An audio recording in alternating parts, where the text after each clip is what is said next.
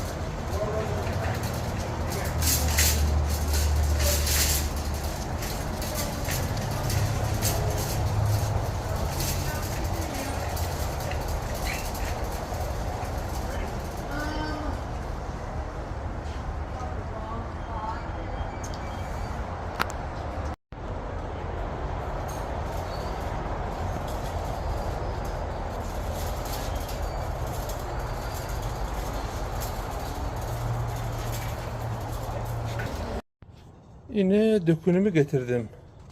Yine kurçuk dökünü yürütü. Ne teyze gülüm aldık. Ovadan gülüm kara. Öyle mi? Şıkkın aldık. Benim sinek kuşlarım için aldım.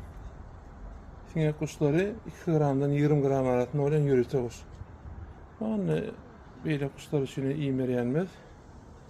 Ne hep olsa ne şuun, düğün, yağın belki bugün kuyumarım. Yani ekinin şu attaki yadayı. Sonra döküm uyumda sonra nehil oluyor. Ama belki kaçamaz oluyor mu? Anladım. Yine. Dökümden sonra nehil oluyor görürüz. Yine sinek kuşu ne şoş. Yine bir ışık. Elbette. Televizyon oluyor mu? Yine. Hep öse onun bir neçünden teyden korkularım. Berkane.